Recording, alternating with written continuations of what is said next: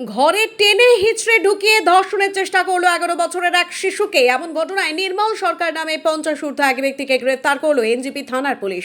নাবালিকার পরিবার সূত্রে জানা গিয়েছে, গত 18 ফেব্রুয়ারি সাউথ কলোনির 11 বছরের নাবালিকাকে ঠাকুর ঘরের কাজের ছলে বাড়িতে ডেকে নির্মল সরকার নামে ওই প্রতিবেশী বলপূর্বক ধর্ষণের চেষ্টা চালায়। পরবর্তীতে নাবালিকার চিৎকার শুনে পৌঁছয় নির্মল সরকারের মা।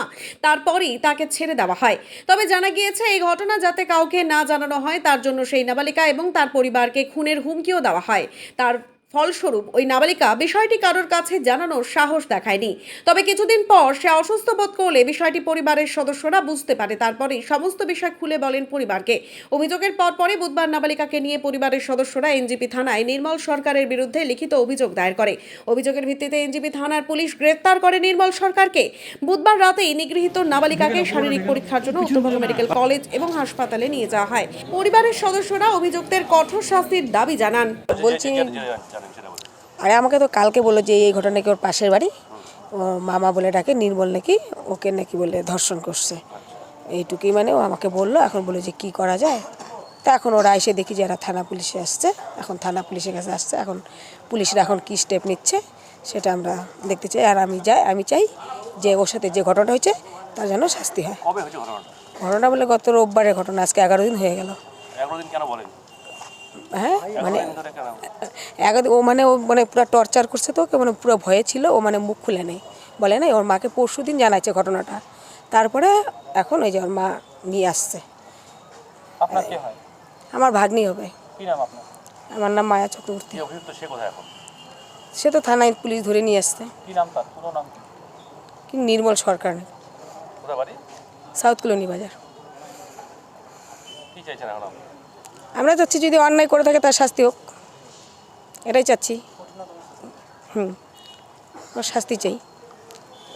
কেন ঘটনাটা হয়েছে মানে আমার বোনও হয়, তো তাকে গত রোববারে মানে যে ক্রাইম করেছে অপরাধী, তো তার মা ডাকে যে তার বাড়ির থেকে ফুল ফেলানোর জন্য, তার ঠাকুর ঘরের সিংহাসনের উপরে ফুল ছড়ানোর জন্য ডাকে। আর আমার বোন একটু ঠাকুর ভক্ত, যেহেতু ও মানে গান শেখে, সেই কারণে ও যায়।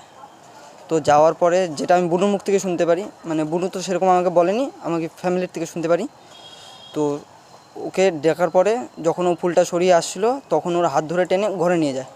ঘরে নিয়ে যাওয়ার পরে ওকে শারীরিকভাবে নির্যাতন করার চেষ্টা করে এবং সে বাধা দিতে চাইলে তাকে হুমকি দেওয়া হয় যে যদি সে তাকে কোঅপারেট না করে, তার দাদা মানে আমি বা আমার বাবা যে আছে ওদেরকে প্রাণে মারার হুমকি দেয়। সেই জন্য মানে তখন বুনু মানে মামা বলেই ডাকে তাকে। তো তার ওয়াইফকে ডেকেছে 3 বারের মতন মামি মামি করে। তো 3 বারের বেলা যখন সাড়া নেয়নি, 4 বারের বেলা যখন মানে আমরা যাকে মামি বলি, তো সেই মামি সাড়া নেয়। সাড়া নেওয়ার পরে তার মামা মানে আমাদের মামা ছেড়ে দেয় তাকে। তো ছেড়ে দেওয়ার পরে তো আবার তাকে হুমকি দেয়, সে যদি এই কথাটা কাউকে বলে তো তাকে মেরে ফেলা হবে বা আমাদেরকেও মেরে ফেলার চেষ্টা করা হবে। সেই জন্য সে এতদিন ধরে বলেনি। এবং গত সোমবারে মানে আজকে বুধবার, তো সোমবারে আমার বুনু বলে যে মা চলো আমরা এখান থেকে চলে যাই। তখন আমার মা জিজ্ঞাসা করে কেন, তখন আমার বুনু পুরো ঘটনাটা আমার মাকে খুলে বলে। তো তারপরে আমরা এই পদক্ষেপটা নিই। অভিযুক্তের নাম হচ্ছে নির্মল সরকার, আনুমানিক 50। আমাদের বাড়ির পাশেই, সাউথ কলোনি বাজার। এখন আমরা চাইছি যদি সে মানে আমি যেহেতু জানি যে একটা 11 বছরের মেয়ে, সে তো আর মিথ্যে কথা বলবে না। যদি সে অন্যায় করে থাকে তাকে কঠিনতম শাস্তি দেওয়া হোক, সেটাই চাইছি আমি।